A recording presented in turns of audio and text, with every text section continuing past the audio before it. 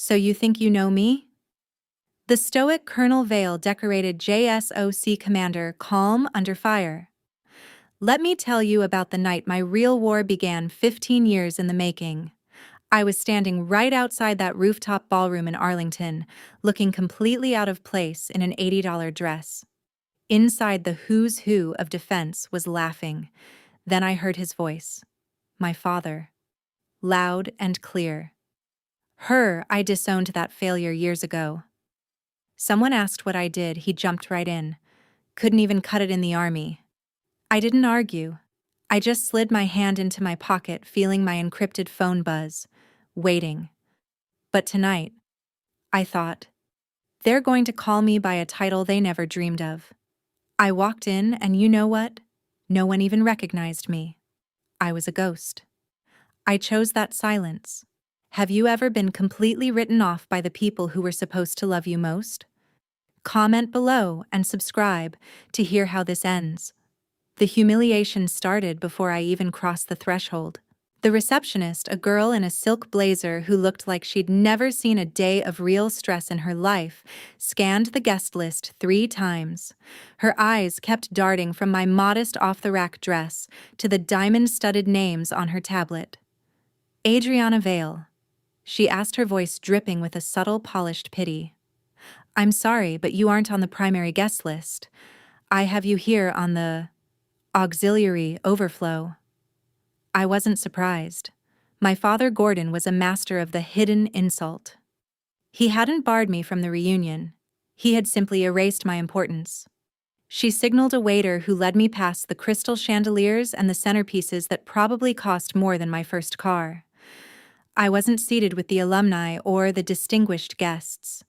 Instead, he pulled out a chair at a tiny, cramped table near the service kitchen door. No flowers, no candlelight, just the smell of industrial cleaner and the constant clatter of dirty dishes being rushed past my ear. Up on the stage, the room went quiet as my father took the mic. He looked every bit the powerful CEO, radiating that calculated charisma that used to make me tremble as a child. He started boasting about Vale Dynamics' latest win, a $28 million subcontract with the Department of Defense. The room erupted in applause. Success isn't just about business. Gordon beamed, his eyes scanning the crowd but pointedly skipping over my dark corner. It's about legacy. That's why I'm so proud to introduce my daughter Marissa, the true pride of this family and the future of Vale Dynamics. Marissa stood up, glowing in a designer gown that caught every spotlight in the room. The golden child. She had never stepped foot in a muddy boot or spent a night in a cold foxhole, yet here she was, the hero of the story. As the applause died down, a shadow fell over my table. It was Travis Keaton. Back in high school, he was the guy who peaked in the 11th grade. Now he was some serial entrepreneur who lived off his parents' connections. He looked at my table, then at me, and let out a sharp, mocking laugh. Adriana, is that really you? He leaned in loud enough for the surrounding tables to hear. I heard a rumor you were still playing soldier. Or did the army finally realize you weren't cut out for it and kick you out? You look like you're waiting for a bus, not attending a gala. I felt the heat rise in my neck, that old familiar sting of being told I wasn't enough. A woman at the next table whispered to her husband, "Should we call security? She doesn't exactly look like she belongs in the VIP section. She looks misplaced." My father must have overheard because he turned toward our direction. He didn't come over to defend me. He didn't even acknowledge me as his flesh and blood. Instead, he raised his glass and projected his voice so it carried across the entire ballroom. "If that girl is here, she's likely just looking for a handout," he said with a cruel, dismissive wave. "Some people prefer to beg for a living rather than earn it through discipline. Don't let her dampen the mood." The laughter that followed was worse than the words. It was a collective, elitist sneer. A floor manager hurried over, whispering that I needed to vacate the VIP flow area because I was obstructing the staff. I stood there, my heart hammering against my ribs like a trapped bird. For a split second, I wanted to reach into my purse, pull out my credentials, and scream that I held a higher security clearance than anyone in this room, including the man on stage. I wanted to tell them that while they were sipping champagne, I was the one signing off on the very Tier 1 operations that kept their comfortable worlds spinning. But years of JSOC training kicked in. Discipline over emotion. Silence over ego. I didn't say a word. I didn't cry. I simply turned away from the light, walked back to the absolute worst table in the house, and sat down in the shadows. I was a colonel. I knew how to wait. And I knew that the loudest person in the room is usually the most vulnerable.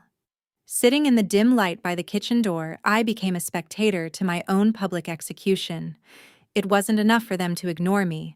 They needed to consume me for entertainment. A group of younger alumni clutching their latest iPhones like weapons began live streaming. I could see the glow of their screens as they pointed the lenses toward my isolated table. Look at the mystery guest in the bargain bin dress. One girl giggled into her phone, her followers likely flooding the chat with laughing emojis.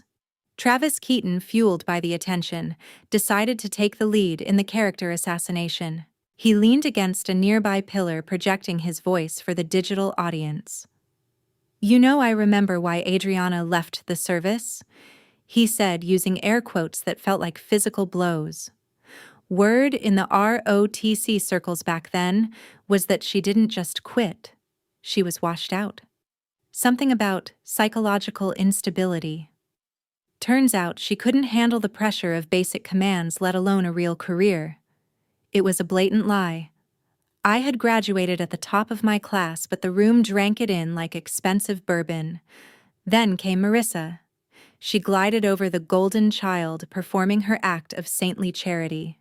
She placed a manicured hand on my shoulder, looking down at me with a piteous tilt of her head. "Oh, Adriana, don't listen to him. It's okay to fail. Honestly, I've been looking for a personal assistant at Veil Dynamics.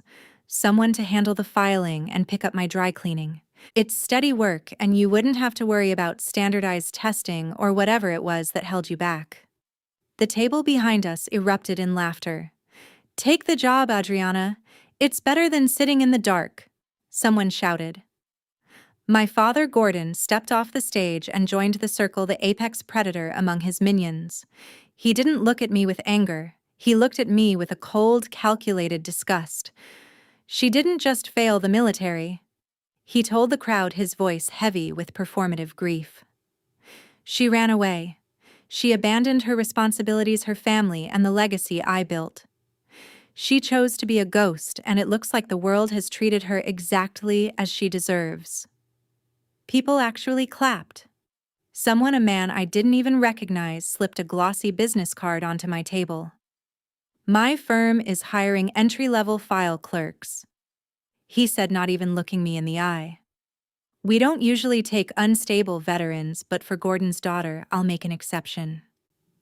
Underneath the tablecloth, my hands were clenched into such tight fists that my nails drew blood from my palms. The physical pain was a grounding wire keeping me from exploding. In that moment, the noise of the ballroom faded and I was 18 again.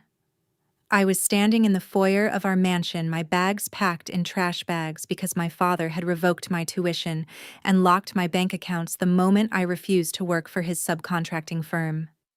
"If you leave for that academy," he had screamed, "you leave with nothing. You aren't a Veil. You're a mistake." He had forced me out into the rain, betting that I'd crawl back within a week. He lost that bet. I had spent 15 years building a life of steel and secrets while they built a life of mirrors and smoke. I looked up at Marissa, then at Travis, and finally at my father. My throat tightened. The words were right there, vibrating in my chest. "I am an O6. I command operations you aren't even allowed to know exist.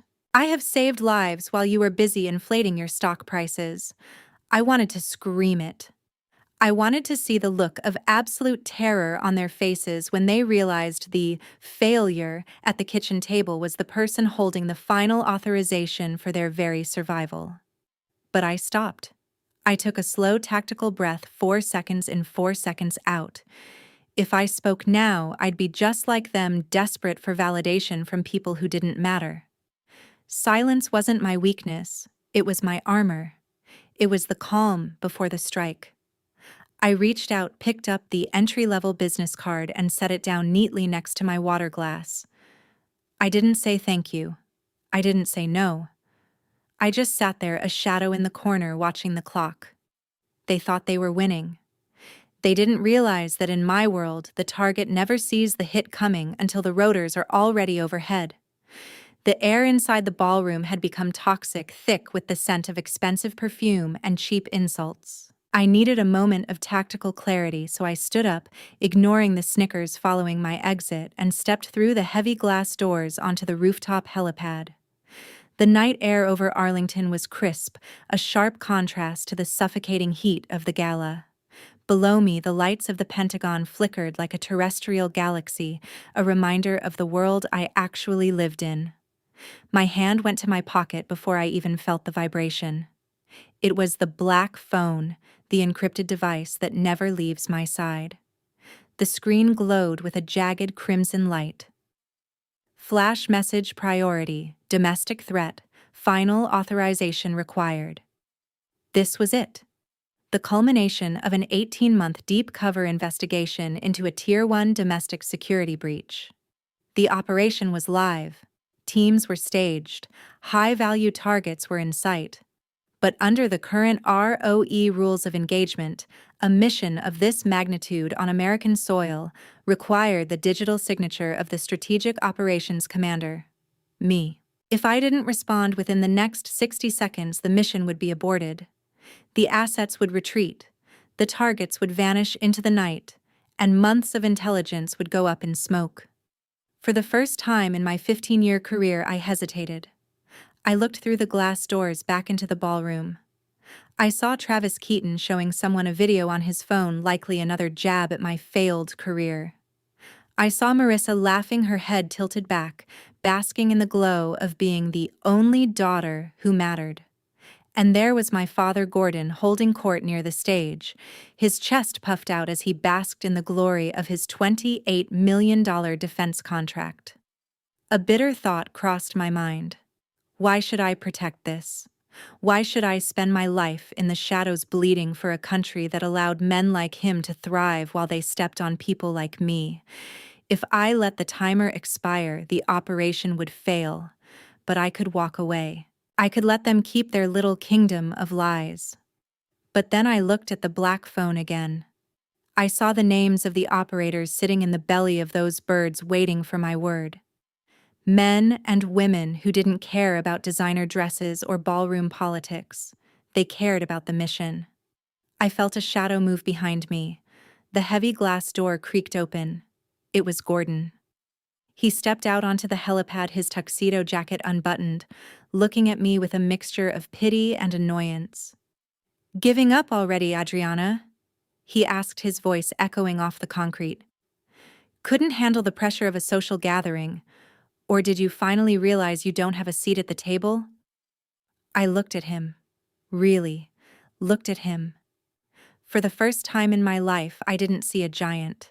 I saw a small, insecure man who used money to hide his insignificance. "I have a seat, Dad," I said, my voice steady, devoid of the anger that usually choked me. "You just haven't seen it yet." "Is that right?" he scoffed, stepping closer. "Then what are you doing out here in the dark, hiding?" I looked down at the screen. 5 seconds left. I pressed my thumb against the biometric scanner and swiped the execute slider. "No," I said, meeting his eyes with a coldness that finally made him flinch. "I'm working." The message on the screen turned green. Authorization received, initiating phase 2. Gordon opened his mouth to deliver another biting remark, but the words died in his throat. From the north, over the dark line of the Potomac River, a low, rhythmic thrumming began to vibrate through the soles of our shoes. It wasn't the sound of a civilian charter. It was the heavy, aggressive whoomp-whoomp of twin-engine military rotors. The sky wasn't empty anymore. The silence is over. Do you think Gordon is ready for what's coming through those clouds? Hit that like button if you've been waiting for the moment the tables finally turn. The low, rhythmic thrumming began as a vibration in my chest before it ever reached my ears. Over the dark skyline of Arlington, two MH-60 Black Hawks materialized like ghosts emerging from the midnight fog. They didn't have their navigation lights on, only the dull matte black of their airframes absorbing the city's glow. Suddenly, the night exploded into artificial day. Massive searchlights from the bellies of the birds ignited, sweeping across the rooftop ballroom. Inside, the music died a sudden, jagged death. Champagne glasses shattered on the marble floor as guests scrambled back from the glass walls, shielding their eyes from the blinding glare. The helicopters didn't land. They held a rock-steady, aggressive hover just 10 feet above the helipad, the powerful downwash of the rotors whipping the tablecloths into a frenzy and sending the floral centerpieces flying.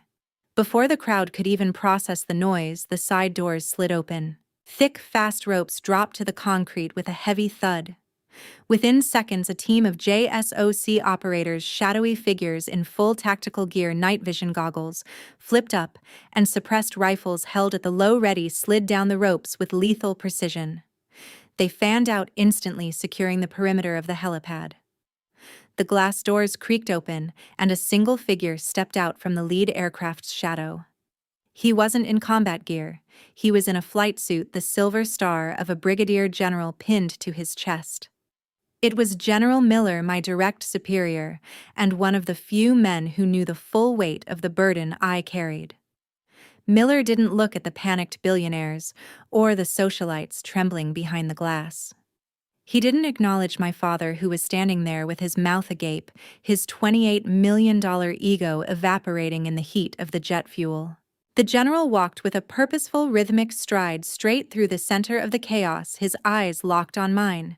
He stopped exactly 3 paces in front of me. In the middle of that storm of wind and noise, he snapped the sharpest, most respectful salute I had ever seen. "Colonel Vale." Miller's voice cut through the roar of the engines like a titanium blade. "The tactical window is closing. The operation cannot proceed without your final command." The silence that followed was more deafening than the helicopters. Inside the ballroom, the elite of Arlington stood frozen. My father stumbled back, his face turning a sickly, ghostly white. The man who had spent the last 2 decades calling me a failure, who had told the world I couldn't cut it, was now watching a United States general stand at attention before his disgrace of a daughter. Gordon Vale looked at me, his lips trembling, trying to find words that no longer existed. I didn't give him the satisfaction of an explanation. I didn't even look his way. "Execute Phase 2. I said, my voice flat and cold. "Authorized." "Understood, Colonel," Miller replied. Then came the second strike, the one Gordon Vale never saw coming. The general turned slightly, his gaze sweeping over the crowd inside the glass. He pitched his voice to carry, ensuring every guest and every live streaming phone heard him clearly. "By order of the Department of Defense," Miller announced, "all defense contractors associated with this regional sector are officially under immediate administrative review for national security breaches. That includes Vale Dynamics. Effective immediately, all contracts are suspended and all corporate assets are frozen pending further investigation." My father didn't just stumble this time. He physically collapsed into a nearby chair, his entire world turning to ash in the span of 30 seconds. The golden child. Marissa was sobbing in the background, but I didn't feel a flicker of pity. I turned my back on the ballroom, the fake smiles, and the man who had tried to break me. I walked toward the hovering Black Hawk, the wind from the rotors finally feeling like freedom. I stepped up into the cabin and vanished into the dark, leaving the ruins of my father's legacy behind me. I didn't look back. There was still a war to win.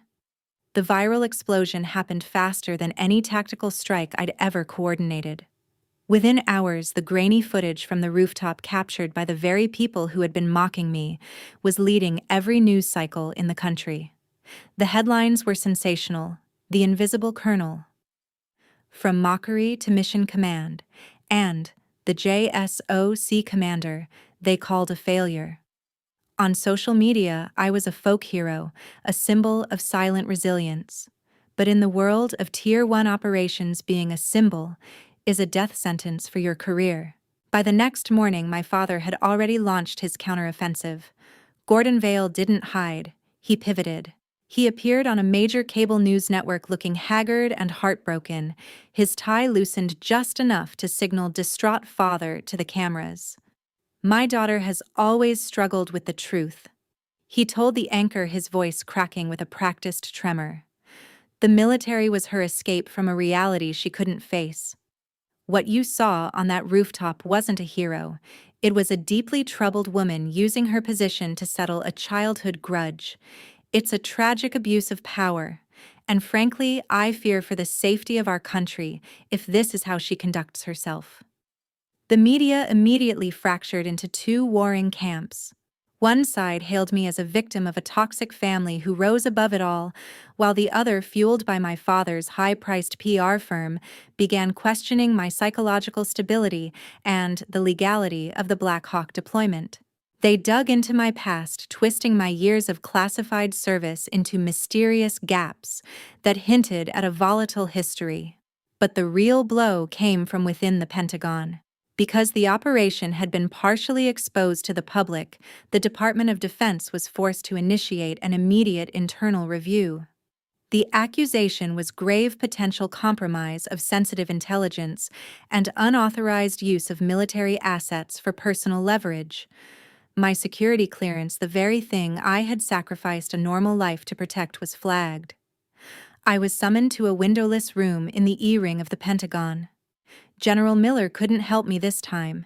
He was under investigation himself for authorizing the extraction. A JAG officer sat across from me, his expression as cold as the fluorescent lights. Colonel Vale, until this review is complete, you are hereby placed on administrative leave. Your command is suspended and you are to have zero contact with your unit.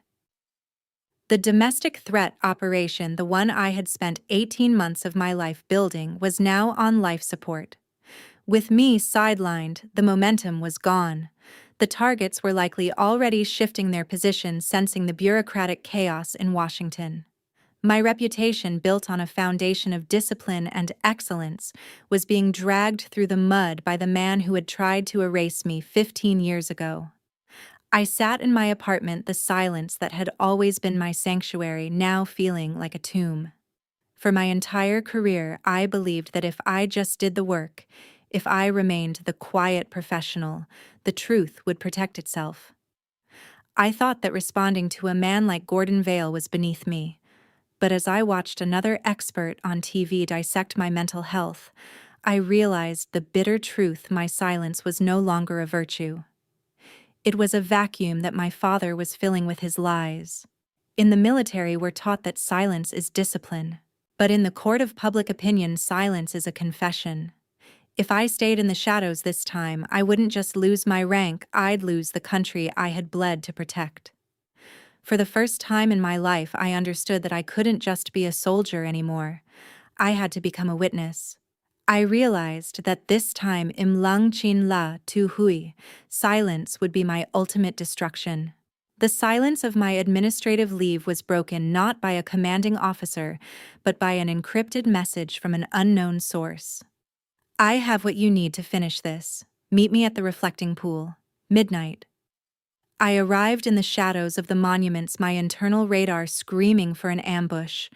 But the figure waiting for me wasn't an assassin. It was a gray-haired man named Elias, the former chief financial officer of Vale Dynamics. He looked like a man who hadn't slept in years. Without a word, he handed me a thick, weather-beaten manila envelope and a hardware-encrypted thumb drive. "Your father didn't just disown you, Colonel," Elias whispered, his voice trembling. "He orchestrated your destruction before you even put on the uniform."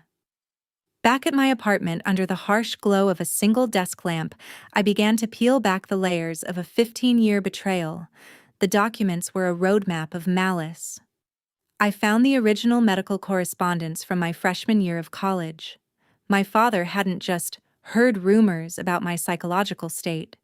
He had personally paid a high-ranking military consultant to forge a psychological instability flag in my ROTC file.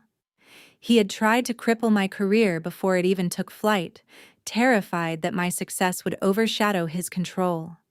The financial records were even worse. I saw the paper trail showing how he had systematically stripped my college fund and inheritance, funneling every cent into a blind trust for Marissa. But the most sickening part was the marketing and strategy folder. Gordon Vale had been using my classified service record as a silent bargaining chip. He had touted his direct access to Tier 1 military leadership to win multi-million-dollar contracts, essentially selling my blood and sweat to investors while publicly calling me a failure. Then I hit the bottom of the drive. The deep twist. There were logs of encrypted communications between Gordon and an offshore middleman. My father hadn't just been a greedy businessman, he had become a traitor. To secure a massive international subcontract, he had leaked internal logistical data, the very troop movements and supply chain vulnerabilities my team was currently investigating. He was feeding our secrets to the highest bidder to keep his stock prices from falling. The room seemed to tilt. I leaned over the table, my breath hitching in my chest. For years, I thought this was just about a father who didn't love his daughter.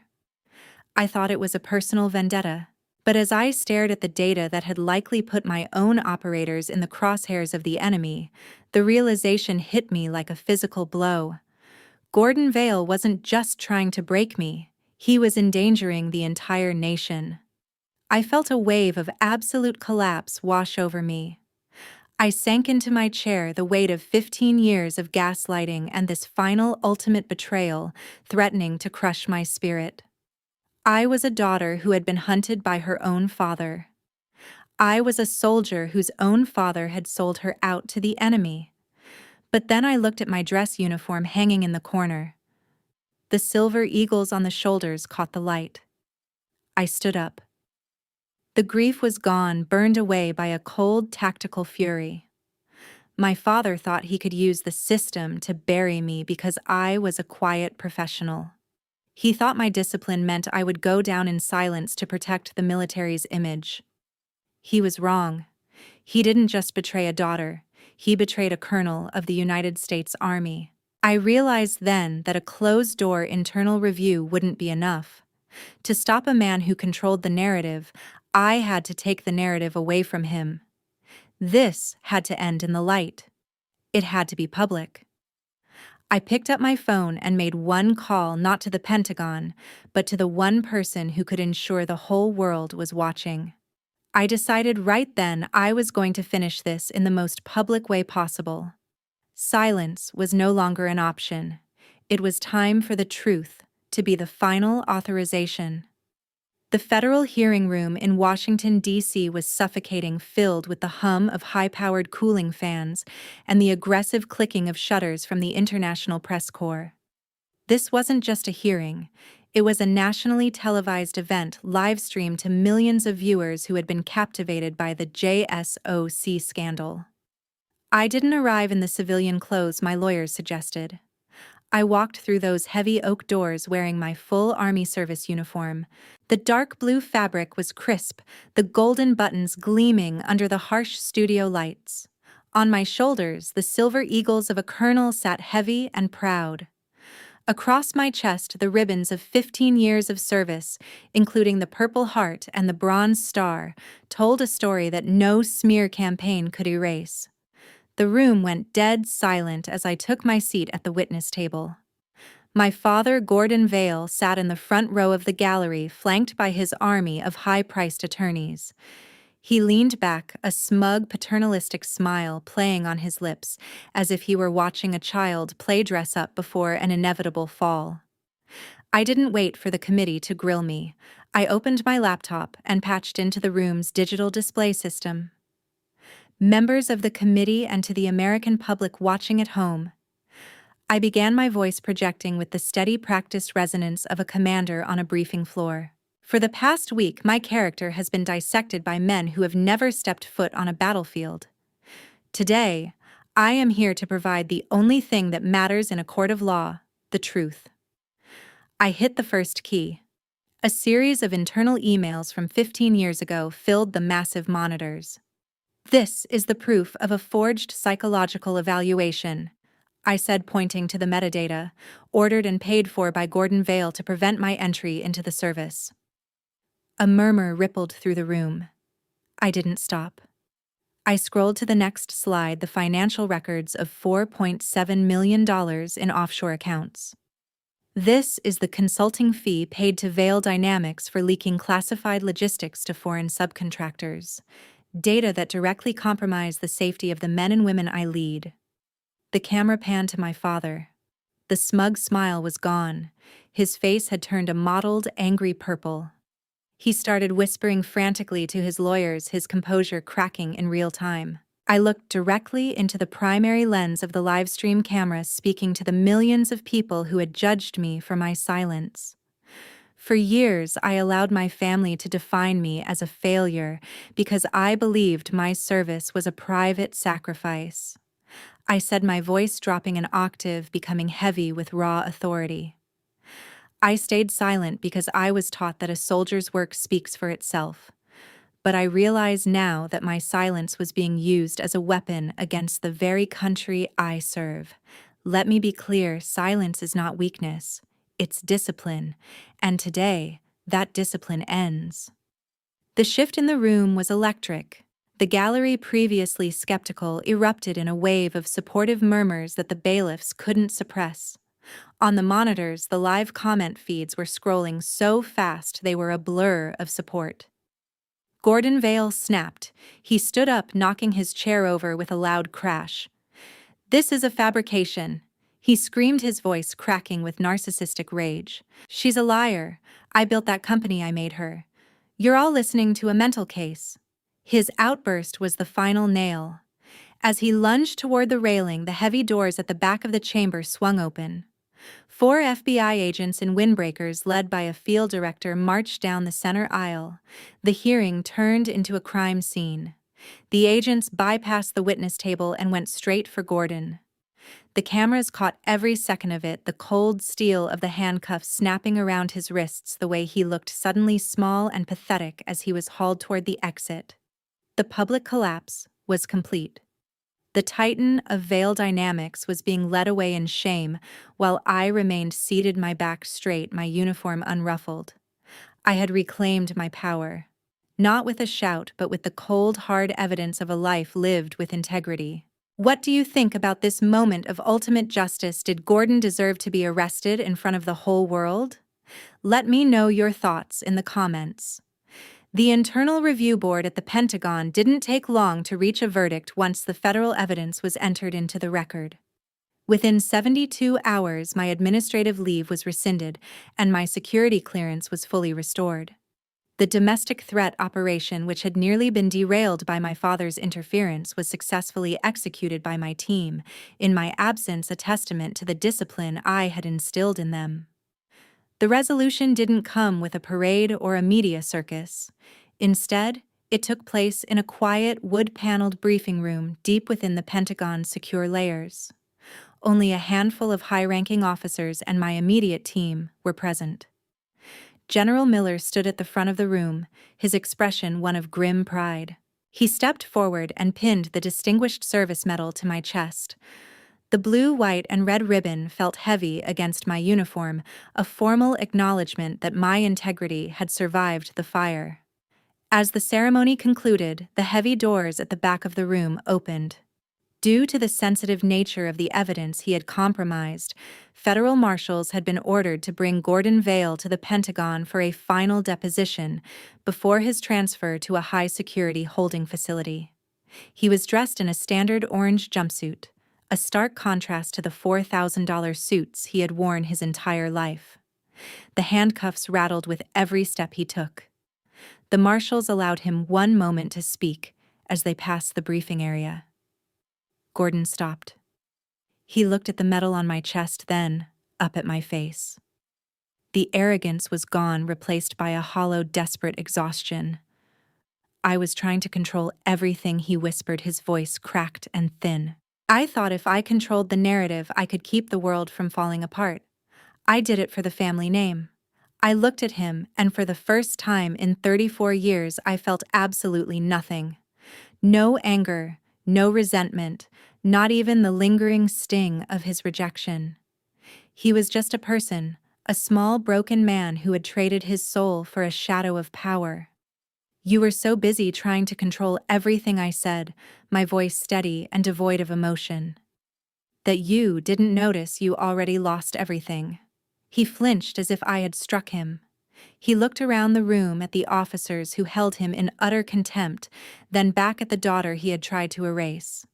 There was no more room for manipulation. The game was over. Move it, Vale. One of the marshals grunted, tugging at his arm. I stood there and watched them lead him away. I didn't feel a rush of triumph. I didn't feel the need to shout. It wasn't a revenge moment in the way the movies portray it. It was simply a conclusion. Justice in its truest form is often cold and quiet.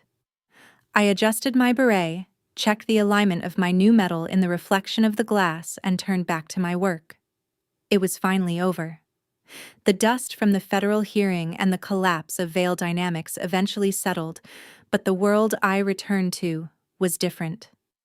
In the wake of the scandal, the Pentagon offered me an accelerated path to Brigadier General. It was a tempting offer, a star on my shoulder and a seat at the highest tables of power. But for the first time in my life, I didn't feel the need to chase the next rung on the ladder to prove my worth. I had already faced the ultimate test of character, and I had won. I turned down the promotion. Instead, I requested a transfer to Fort Liberty. I didn't want to spend my days in a windowless office at the Pentagon. I wanted to be where the future of the Army was forged. I chose to lead the training and mentorship of young officers, the ones who were just beginning their journey, standing where I had stood 15 years ago, full of ambition, but vulnerable to the world's cynicism. During this transition, something unexpected happened. A national scholarship program was established in my name, the Colonel Adriana Vale Leadership Initiative.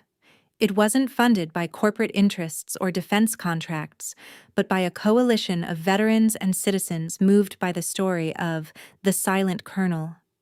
It was designed to support young women from broken or unsupportive backgrounds who wanted to serve their country.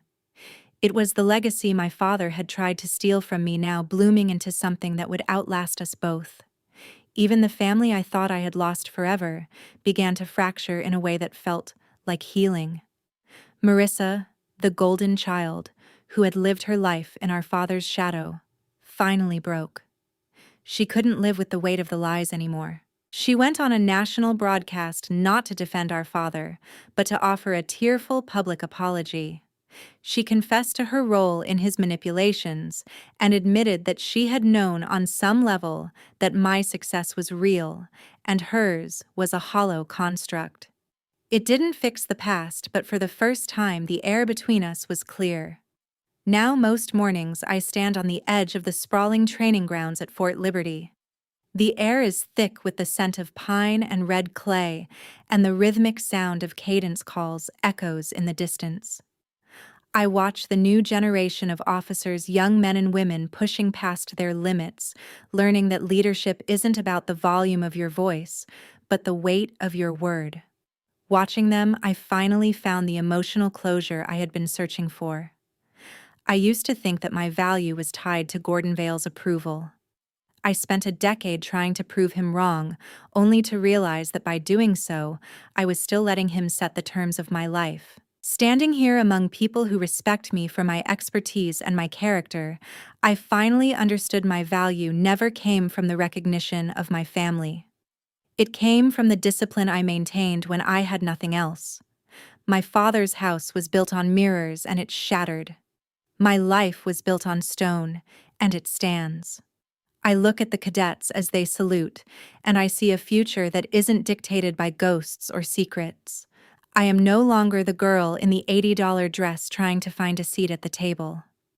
I am the one who built the table. They once called me a failure. They called me a ghost.